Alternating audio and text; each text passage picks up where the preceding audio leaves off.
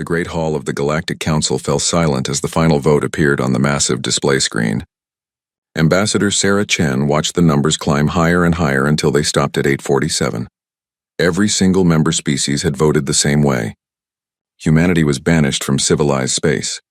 Chairman Vexhi's 4 eyes blinked slowly as he read the official statement. His voice echoed through the chamber without emotion. The Council finds that humanity poses a continuing threat to galactic stability. Their unpredictable nature, excessive emotional responses, and dangerous tendency toward innovation make them unsuitable for membership in civilized society. Sarah Chen stood up from her seat in the human section. She was alone now. The other human diplomats had been recalled weeks ago when the trial began.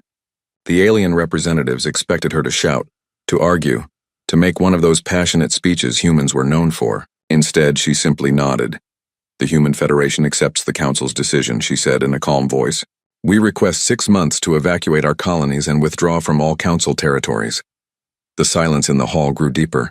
This was not how they expected humans to react. Where was the anger? Where were the threats? Chairman Vexhi's tentacles twitched nervously. 6 months is acceptable, he finally said. All human presence must be removed from Council space by then. Sarah Chen bowed slightly. It will be done. She gathered her papers and walked out of the hall. Her footsteps echoed in the silence behind her. Within hours, the evacuation began. On every human world, in every space station, at every research facility, the same message arrived. Pack everything. Leave nothing behind. Go quietly. The speed of the human response surprised everyone. Ships that had been scattered across the galaxy suddenly appeared at human colonies. Massive cargo vessels began loading equipment, personal belongings, and entire families. Space elevators worked around the clock, moving people and supplies to the waiting ships. On New Terra, the most successful human colony, Mayor David Rodriguez watched families stream toward the spaceport. Children carried their pets in travel cages. Parents loaded photo albums and family treasures onto hover carts. Old people said goodbye to gardens they had spent decades growing. "Are we really just giving up?" asked Dr. Lisa Park, the colony's chief scientist. "After everything we built here?" Rodriguez looked out at the city they had carved from wilderness 50 years ago. The gleaming towers, the green parks, the schools where human and alien children had played together. Sarah's orders were clear. "We leave quietly and with dignity." "But this is our home too," Dr. Park said. "Was our home," Rodriguez corrected. "Now we make a new one." Across the galaxy, similar scenes played out on dozens of worlds. Human traders closed their shops and transferred their businesses to alien partners. Human teachers said goodbye to their students and handed over their lesson plans. Human doctors finished treating their patients and trained replacements in their techniques. The aliens watched with growing confusion. They had expected protests, legal challenges, maybe even violent resistance. Instead, humans packed their belongings with the same efficiency they showed in everything else. They left detailed instruction manuals for the equipment they could not take. They paid all their debts and honored all their contracts right up to the departure date. Captain Maria Santos commanded one of the last ships to leave the Kepler system. As her vessel pulled away from the mining station where she had worked for 10 years, she sent a final message to the Tharaki manager who was taking over operations. "All the equipment is in perfect working order," she said. "The maintenance schedules are programmed into the computers. The safety protocols are clearly marked. You should have no problems." Manager Clickstar watched the human ship disappear into hyperspace. The mining operation continued exactly as before. The automated systems hummed along perfectly. Everything was running smoothly. On the diplomatic station orbiting Proxima Centauri, Ambassador Chen made her final report to Earth. "All human personnel have been evacuated from Council space. All facilities have been transferred to local authorities. All agreements have been terminated according to legal requirements." President Martinez appeared on the communication screen from Earth. "Any sign of regret from the Council?" "None," Chen replied. "They seem relieved that we left so quietly. I think they expected us to cause problems." "Maybe we should have," Martinez said with a bitter smile. Chen shook her head. "No, we leave with our dignity intact. Let history judge whether they made the right choice." The final human ships gathered at the edge of known space. Thousands of vessels formed up in convoy formation. Families said goodbye to the galaxy that had been their home for generations. Young people wondered what lay beyond the galactic rim. Scientists excited about new discoveries mixed with families mourning lost homes. Admiral Chen, Sarah's sister, commanded the lead ship. She opened a channel to the entire human fleet. Citizens of humanity, she said. Today we begin a new chapter. We leave behind a galaxy that could not accept our differences. We go forward to build something better. The ships turned toward the darkness beyond the galactic edge and began their journey into the unknown. Behind them, the civilized galaxy settled into peace and order. Trade routes that humans had managed were transferred to other species. Research projects continued under new leadership. Everything seemed normal. The Galactic Council held a celebration 3 days after the last human ship disappeared. Representatives from 847 species gathered to mark the beginning of what they called the Age of Proper Order. Chairman HFY gave a speech about stability and predictability. The crowd cheered. Finally, said Councillor Zethara from the Meridian Union, we can focus on serious matters without human interference. No more unexpected solutions to problems, agreed Trade Commissioner Salthek. No more emotional outbursts in negotiations. No more dangerous experiments, added Science Director Quilmes. Just proper methodical research. The party lasted late into the station's night cycle. Aliens from across the galaxy celebrated their victory over chaos. They toasted the return of order. They congratulated themselves on making the galaxy safe for civilized beings. In the weeks that followed, life in Council space continued exactly as planned. Ships followed their scheduled routes. Research proceeded according to established protocols. Diplomats conducted business with proper formality. Everything was predictable, orderly, and efficient. The aliens were pleased with their decision. They had removed the disruptive element from their society. Now they could build the perfect civilization they had always dreamed of. No more surprises. No more emotional complications. No more humans changing everything just when it seemed to be working properly. They were so focused on their achievement that they did not notice the small problems beginning to appear. Shipping delays that lasted a few hours longer than expected. Equipment failures that took slightly more time to repair. Research projects that moved a little more slowly than planned. These were tiny changes barely worth mentioning in official reports. The galaxy was still functioning perfectly. The removal of humanity had been a complete success, or so they believed. Beyond the galactic rim, human ships continued their journey into the unknown. They carried with them the dreams of a species that refused to be contained by someone else's definition of order. They headed toward a future that no algorithm could predict and no committee could plan. Behind them, the galaxy they left began its slow descent into the very stagnation they had spent centuries fighting against. But that realization would come later. 3 months after the last human ship disappeared beyond the galactic rim, Trade Commissioner HFY of the Zelani Consortium stared at his morning reports with growing concern. The numbers did not make sense. Piracy attacks along the outer spiral trade routes had increased by 312% in the past month. These were routes that had been completely safe for decades when humans managed them. Now cargo ships were being robbed almost daily. How is this possible? HFY asked his assistant, a young Zelani named Corvin. The security systems are exactly the same as before. Corvin pulled up the technical reports on his datapad. The automated defense networks are functioning perfectly, sir. All sensors are working. All weapons platforms are operational. But somehow the pirates are getting through. HFY studied the attack patterns. The pirates were not using any new technology or advanced tactics. They were simply finding gaps in the security that had never existed before. It was as if the defense systems had developed blind spots overnight. Contact the human contractors who designed these systems, HFY ordered. Sir, all humans have been banned from Council space, Corvin reminded him. We cannot contact them. Then find their technical manuals. There must be documentation somewhere. Corvin looked uncomfortable. We have all the official documentation, sir. But the human technicians made many modifications over the years. They said the changes were too small to document formally. HFY felt his 4 stomachs clench with worry. What kind of modifications? We are not sure, sir. The humans called them minor adjustments and field improvements. They said the changes helped the systems adapt to new threats. On the other side of the galaxy, Dr. Silthara faced a different but equally frustrating problem. The Altarian Research Institute had been the most productive science facility in Council space. Now her team could barely complete basic experiments. The equipment is working perfectly, she told her research partner Dr. Velquan. All our procedures are exactly the same as before. But our progress has slowed to almost nothing. Dr. Velquan checked their latest test results. Perhaps we need to be more systematic in our approach. We are already following every protocol exactly, Dr. Silthera replied. Our methodology is flawless, but we are not making any discoveries. She pulled up the Institute's research history on her computer screen. For 30 years, they had produced breakthrough discoveries almost monthly. New medicines, improved technologies, revolutionary theories about the universe. But almost all of those breakthroughs had come from projects that included human researchers. Look at this, she said, pointing at the data. Every major discovery we made involved humans suggesting unexpected experiments or noticing patterns we missed. Humans are not methodical, Dr. Velquan said dismissively. They just try random things and hope for good results. Maybe, Dr. Silthera said slowly. But somehow their random attempts led to more discoveries than our careful planning.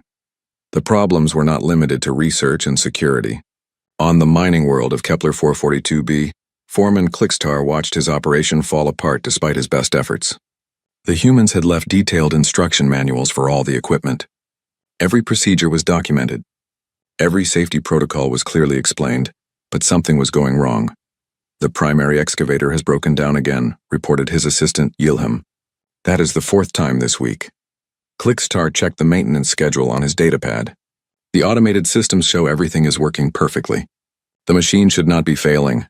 The human supervisor used to check the excavator every morning, Yilham said. She would make small adjustments to the settings. What kind of adjustments? Clickstar asked. Yilham looked through the old work logs. The records just say routine calibration and minor optimization. Nothing specific. Clickstar felt frustrated. The humans had followed all the official procedures, but they had also done dozens of small tasks that they never bothered to document. They seemed to know intuitively when something needed attention, even when the computer said everything was fine. Try to contact the human who used to work here, he ordered. Sir, humans are banned from council space, Yilham reminded him. Even communication with them is now illegal. The same story played out across hundreds of worlds. Factories that had run smoothly for decades began experiencing unexpected breakdowns. Transportation systems developed mysterious delays. Power plants required constant repairs despite having perfect maintenance records. In every case, the problem was the same. The automated systems and documented procedures worked exactly as designed. But the humans had been making countless tiny adjustments that were never recorded in any manual. They had been solving problems before those problems became serious enough to trigger official alerts. Councillor Zathara called an emergency meeting of the Economic Committee. Representatives from dozens of species gathered to discuss the growing list of operational difficulties. These are just temporary adjustment problems, insisted Trade Director Morgath. Every major change causes some disruption. The systems will stabilize once we adapt to operating without human interference. How long will that take? Asked Mining Commissioner Tolvar. My operations are losing money every day. The humans did not have any special knowledge, Science Advisor Quilmes said firmly. They simply did not follow proper procedures. Once we establish correct protocols, everything will improve. But privately, some council members were beginning to worry. Reports of inefficiency and system failures were arriving daily. Small problems that had been solved quickly during the human era now dragged on for weeks. Equipment that had never failed before was breaking down regularly. Maintenance Chief Sektar of the Central Station had worked with humans for 20 years. He understood their methods better than most aliens. When the station's environmental systems began malfunctioning, he knew what the problem was. The humans did not just follow maintenance schedules, he explained to Station Commander Welthax. They listened to how the machine sounded. They felt for vibrations that were not quite right. They noticed small changes that the sensors could not detect. That is not scientific, Commander Welthax replied. Proper maintenance follows documented procedures and sensor readings. Yes, sir, Sektar agreed. But the humans prevented problems before they became emergencies. Now we only know something is wrong when it fails completely. The commander was not convinced. Humans are too emotional to be reliable. Their intuitive methods are just guesswork. 3 weeks later, the station's main power generator exploded without warning. All the sensors had shown normal operation right up until the failure. The backup systems prevented a disaster, but the investigation found evidence that the generator had been developing problems for months.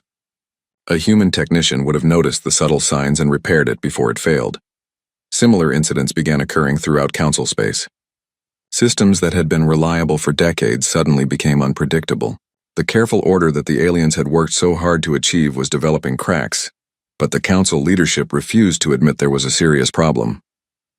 They issued statements about temporary difficulties and adjustment periods.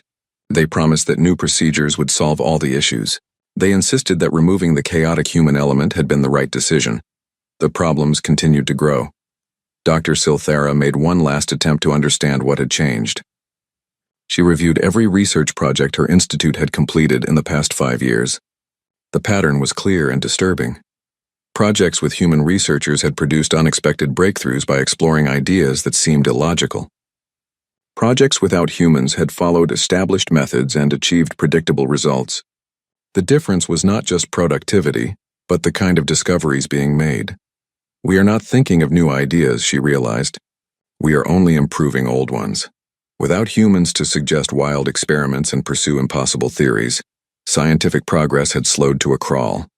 The galaxy was becoming more efficient at doing what it already knew how to do, but it was losing the ability to discover anything truly new. The first cracks in galactic civilization were spreading, but most aliens still believed they could be repaired with better planning and stricter procedures. They did not yet understand that they had banished the very thing that kept their society from breaking apart. 1 year after the human exodus, General Thakmor of the Vorthak Empire stood in his command center watching his military fall apart. The massive display screens showed red warning indicators across half their territory. 3 different rebel groups had attacked their outposts in the past week, and his forces had failed to stop any of them. How did they break through our defenses? He demanded from his staff officers. Colonel Vextar consulted his tactical reports. Our forces followed standard attack protocols exactly, sir. Every maneuver was executed perfectly according to the manual. Then why did we lose? General Thakmor's voice echoed through the command center. The enemy used unexpected tactics, sir, Colonel Vextar said carefully. They did not follow conventional military doctrine. General Thakmor slammed his clawed hand on the console. Our doctrine has worked for centuries. It is based on mathematical analysis of optimal strategies. What he did not want to admit was that Vorthak military doctrine had worked because human officers had been there to adapt it when situations changed. The humans had never followed the rules exactly. They had modified tactics on the spot, found creative solutions to impossible problems, and somehow made the rigid Vorthak system flexible enough to handle real combat. Now, when battle plans failed, Vorthak commanders had no idea what to do next. They could execute the standard procedures perfectly, but they could not think of new approaches when the old ones stopped working. The military crisis was only one part of a much larger collapse. Entertainment systems across the galaxy had ground to a halt. For decades, human musicians, writers, and artists had created content that billions of aliens enjoyed. Other species had tried to copy human creativity, but their attempts produced boring, predictable results. On the pleasure world of Risa 7th, entertainment director Zelkor stared at the latest audience ratings with growing panic. Viewership had dropped by 78% in the past 6 months. Tourists were canceling their reservations. The planet's entire economy was based on providing entertainment, and suddenly nobody wanted what they were offering. What about the new shows produced by the Centauri Studios? Zelkor asked his assistant. The focus groups called them mathematically perfect but emotionally empty, the assistant replied. The plots follow all the established rules for successful entertainment, but audiences find them boring. Zelkor pulled up samples of human-created content from before the Exodus. The stories were unpredictable, sometimes illogical, and often broke established rules about proper narrative structure. But they were also exciting, moving, and memorable in ways that the new algorithmic content could never match. Can we hire human writers? He asked hopefully. Sir, humans are banned from council space, his assistant reminded him. Even hiring them as contractors is illegal now. The economic consequences spread far beyond entertainment. Human traders had managed many of the galaxy's most profitable trade routes, not because they had the best ships or the most money, but because they understood how to build relationships with different species. They had known which alien cultures valued personal friendship over formal contracts, which ones preferred detailed negotiations versus quick handshake deals. Trade Commissioner Vex-High watched his carefully planned trading system collapse as alien merchants failed to work together. The Tharaki wanted everything in writing with legal guarantees. The Zalani preferred verbal agreements based on trust. The Meridians required complex ceremonial exchanges before any business could begin. Human traders had somehow navigated all these different requirements and made everyone happy. Now, With only algorithmic trading protocols to follow, most interspecies commerce had ground to a halt. The crisis deepened when environmental disasters began striking terraformed worlds. The planet Kepler 438b had been a lush paradise just 6 months ago. Now its ecosystems were collapsing as invasive species spread out of control, and native plants died from mysterious diseases. Dr. Rontel, the Altarian environmental scientist in charge of the planet, studied the catastrophe with growing confusion. All our biological models predicted a stable ecosystem, she told her research team. The computer simulations showed perfect balance between all species. Perhaps we made an error in our calculations, suggested her assistant. Dr. Rontel shook her head. I have checked every number a dozen times. According to all scientific analysis, this ecosystem should be thriving. What she did not understand was that human terraformers had never relied purely on computer models. They had used intuition, experience, and what they called gut feelings to make adjustments that no algorithm could predict. They had understood that living systems were too complex to be perfectly planned and had constantly made small changes to keep everything in balance. Without human terraformers making those constant adjustments, even the most carefully designed ecosystems began falling apart. The medical crisis hit next. The galaxy's first major pandemic in 2 centuries spread rapidly through the core worlds. The disease was not particularly deadly, but it caused severe neurological symptoms that left patients unable to work for months. Dr. Morgeth, head of the Galactic Health Organization, watched infection rates climb despite his best efforts. His teams followed every established protocol for disease containment. They had the most advanced medical technology in galactic history, but the pandemic continued spreading. Our treatment methods are not working, reported Dr. Sylvan from the Central Medical Facility. The standard antiviral drugs have no effect. Have you tried experimental treatments? Dr. Morgeth asked. Sir, experimental treatments require extensive testing and approval processes, Dr. Sylvan replied. It would take years to develop new medicines using proper procedures. Dr. Morgeth knew that human doctors had often used experimental treatments during emergencies. They had tried unusual combinations of existing drugs, tested radical new approaches, and somehow found solutions that conventional medicine missed.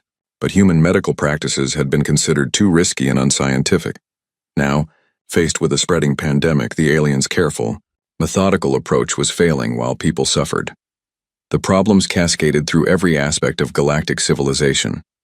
Agricultural systems that had fed billions began failing as crop diseases spread faster than scientists could study them. Transportation networks experienced increasing delays as automated systems failed to adapt to changing conditions. Even basic infrastructure began breaking down as maintenance schedules proved inadequate without human intuition to spot problems early. Counselor Zathara called emergency sessions of the Galactic Council almost weekly, but the representatives had no solutions to offer. Every proposal involved more planning, better procedures, and stricter adherence to established protocols. The same approaches that had failed to prevent the problems in the first place. We need to be more systematic, insisted Science Director Quilmes during one heated debate. The problems are occurring because we are not following proper procedures. We are following every procedure exactly. Trade Commissioner Vexhai shot back. The procedures are not working. Then we need better procedures, Quilmes replied stubbornly. A few council members began quietly suggesting that perhaps they had made a mistake in banishing humanity. But these voices were quickly silenced by the majority, who insisted that the problems were temporary and would be solved through better organization. Chairman Vexhai maintained public confidence in the council's decisions, but privately he was beginning to worry. Reports of system failures, economic collapse, and social unrest arrived daily. The galaxy that had seemed so stable and orderly was falling apart at the seams. He pulled up historical records of previous galactic crises and made a disturbing discovery. Every major emergency of the past century had been resolved through human intervention, not through human technology or military power, but through their unique ability to find unexpected solutions and adapt to changing situations. The Meridian Plague had been stopped by human doctors who tried experimental treatments that violated every medical protocol. The Outer Rim War had ended when human diplomats convinced natural enemies to work together. The great economic collapse had been reversed by human economists who ignored traditional theories and implemented radical new policies. In every case, The humans had succeeded by doing exactly what the Council had banned them for: being unpredictable, emotional, and innovative. Chairman Vex High closed the historical files and stared out at the stars beyond his office window. Somewhere out there, beyond the galactic rim, humanity was building a new civilization. They had been gone for only 1 year, but already their absence was destroying everything the Council had worked to preserve.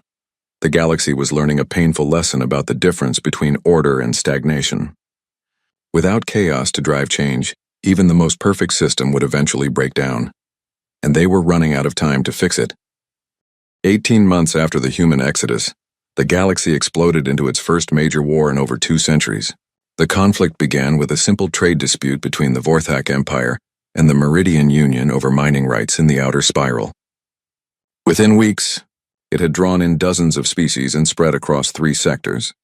Admiral Kreshitar of the Vorthak Imperial Fleet watched his forces engage the enemy fleet above the contested world of Sigma Draconis. His ships were superior in every measurable way. His crews were better trained. His tactics were mathematically proven to be optimal. But somehow he was losing. "Report from the 3rd Battle Group," his communications officer announced. "They have suffered heavy casualties and are requesting new orders." Admiral Kreshitar studied his tactical display with growing frustration. The enemy was not following any recognized military doctrine. Their movements seemed random, almost chaotic. But every time his forces tried to exploit what looked like tactical errors, they found themselves walking into traps.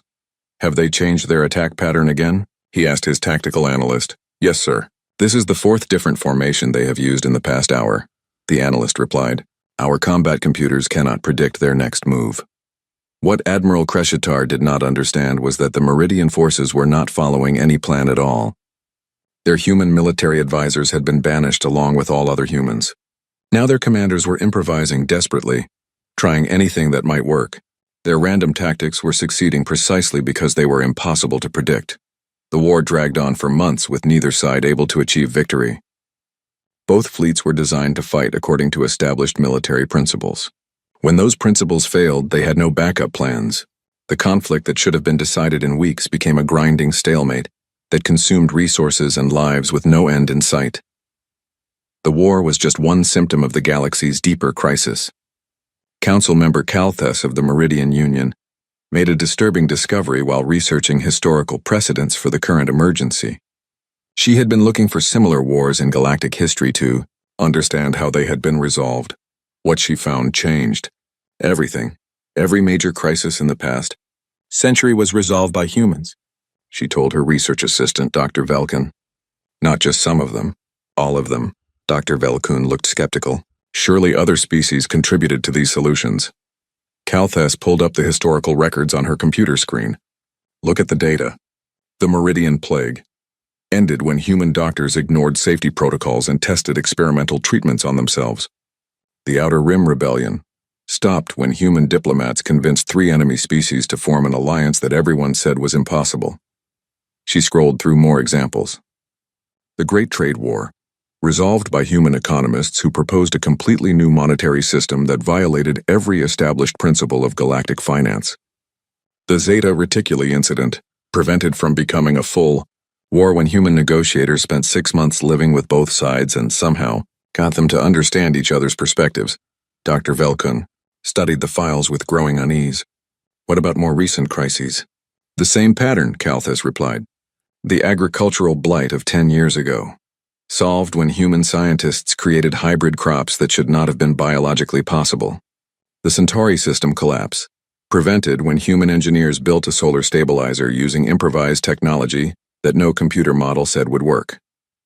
The evidence was overwhelming and terrifying.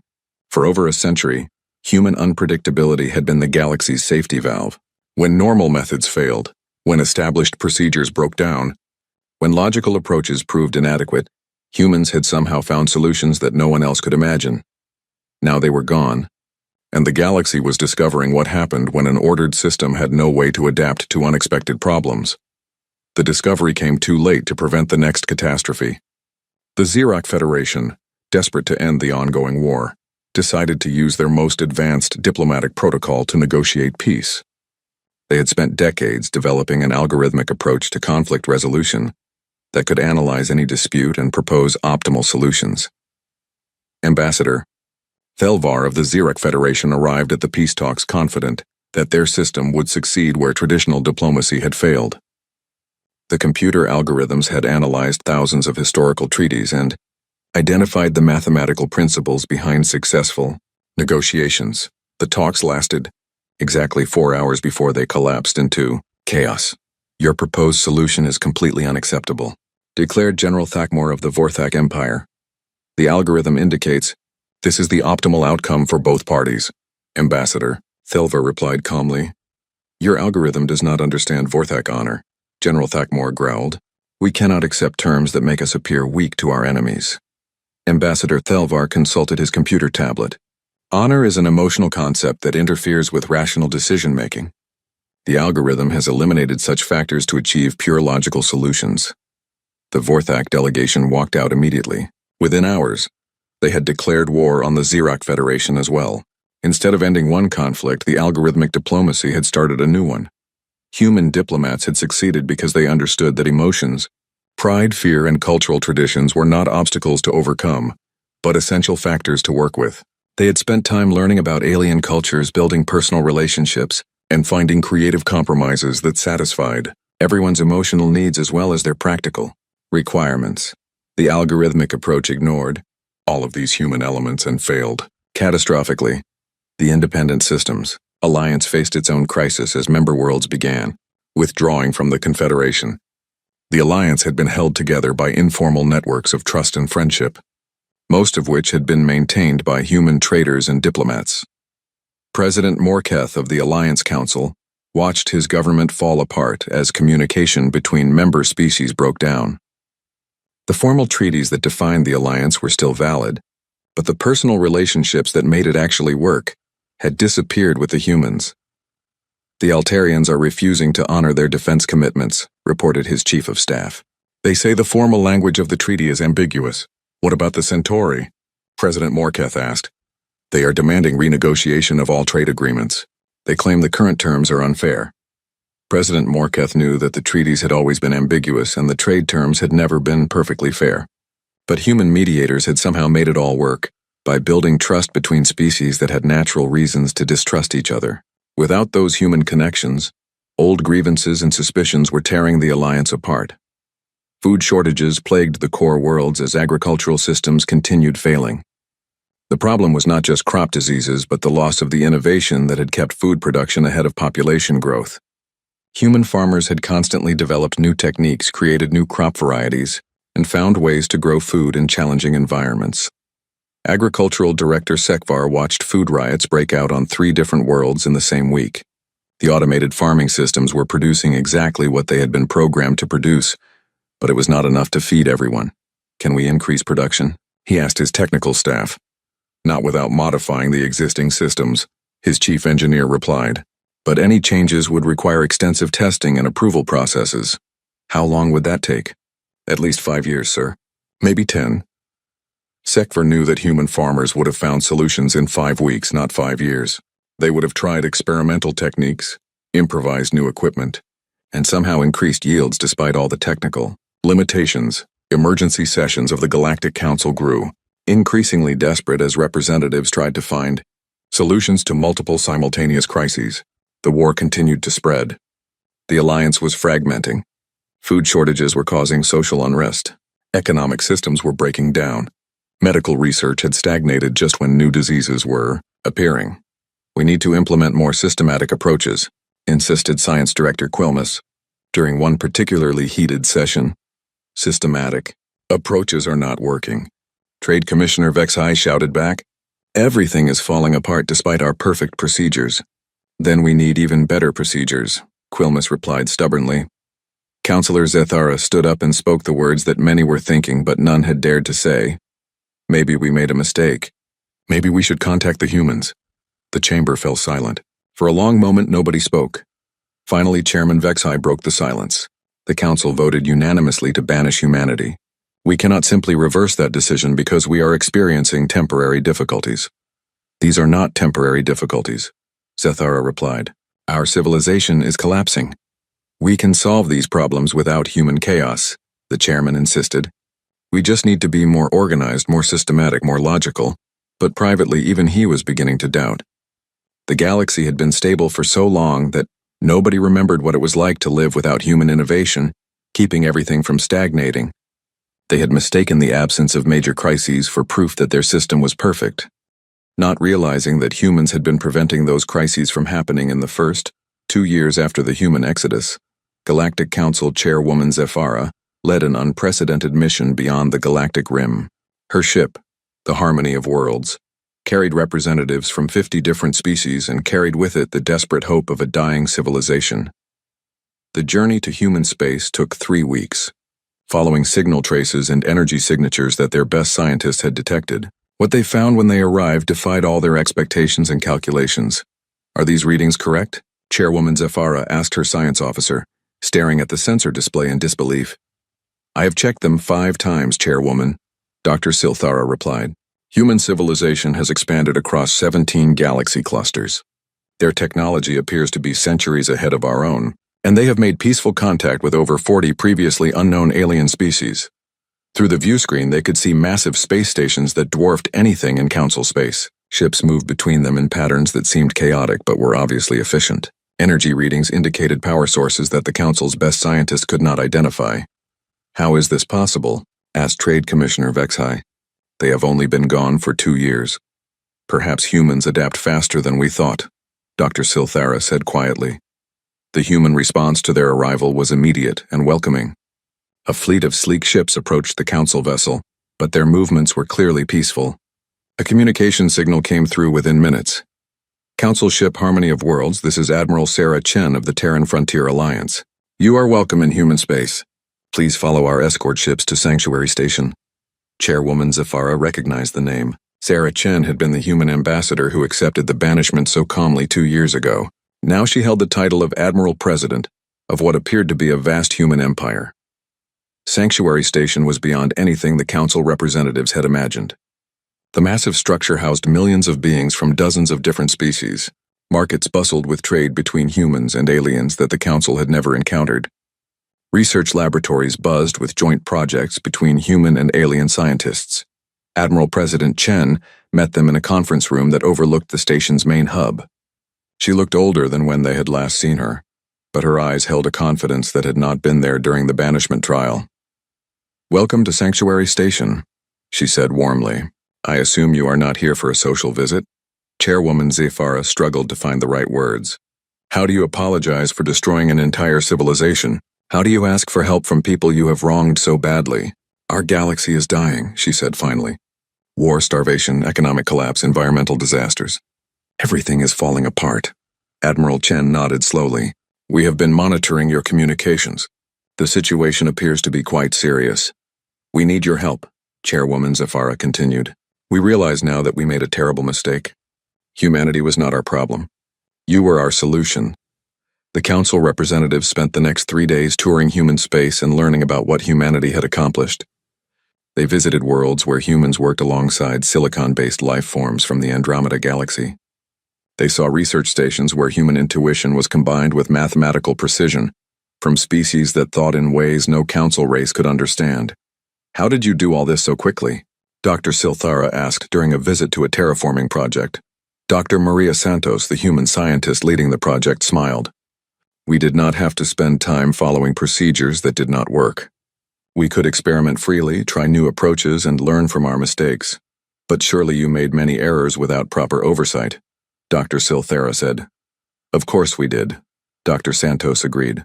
But we learned from them quickly and tried again. Fast failure and rapid adaptation work better than slow perfection that never comes. The alien representatives began to understand what they had lost. Human civilization had not just survived banishment. It had thrived because it was free to be what it naturally was, adaptable, innovative, and unafraid of change. On the 3rd day, Admiral Chen called a formal meeting with the entire Council delegation.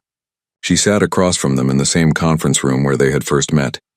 But now the power dynamic was completely different. You came here to ask for our help, she said directly.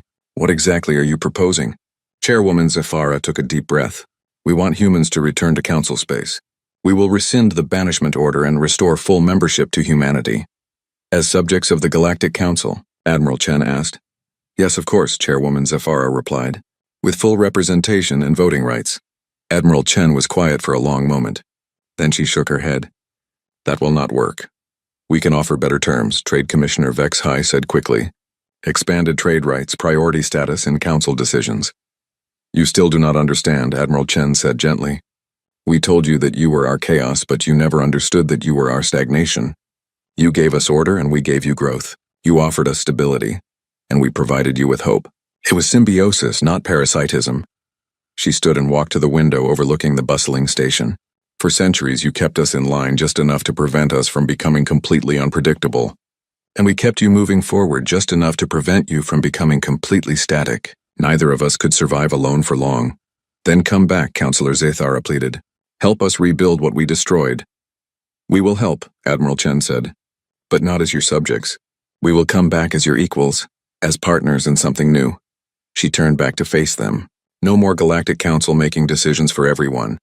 No more rules that prevent species from being what they naturally are. We propose a new kind of organization. A confederation where different approaches to problems are seen as strengths, not weaknesses. Dr. Silthera leaned forward. What would that look like? Chaotic human intuition working alongside methodical alien logic, Admiral Chen replied. Emotional decision-making balanced by rational analysis. Innovation encouraged rather than controlled. Diversity celebrated rather than eliminated. The council representatives spent hours debating the proposal.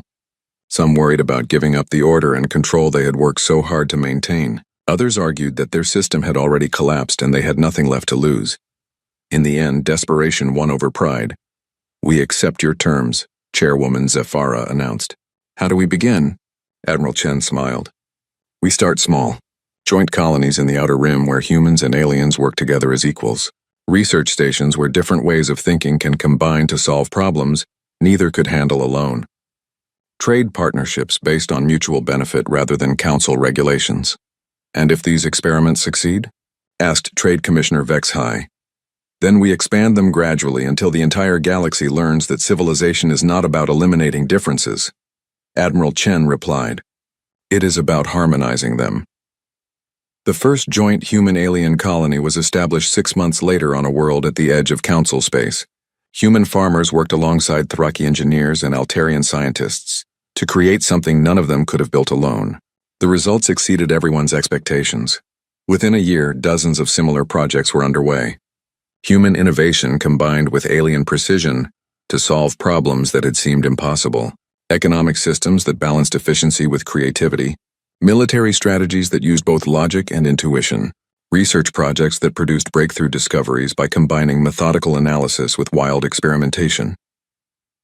The galaxy slowly began to heal. The wars ended not through victory, but through creative compromises that satisfied everyone's needs. Food production increased as human innovation was combined with alien agricultural science. Medical research accelerated as emotional human doctors worked with logical alien researchers to find treatments that neither could develop alone. 5 years after the Exodus, the Galactic Council formally dissolved itself and was replaced by the Confederation of Worlds. The new organization had no single ruling authority and no universal laws. Instead, it provided a framework for different species to work together while remaining true to their own natures. Admiral Chen, now Director General of the Confederation, stood in her office looking out at a galaxy that was more diverse, more chaotic, and more alive than it had ever been before. Ships from hundreds of species moved along trade routes that combined efficiency with flexibility. Research stations produced discoveries that would have been impossible under the old system. Worlds flourished under the care of both human intuition and alien science. The galaxy had learned its most important lesson. True civilization was not about creating perfect order, but about finding the right balance between order and chaos, between stability and change, between the known and the unknown.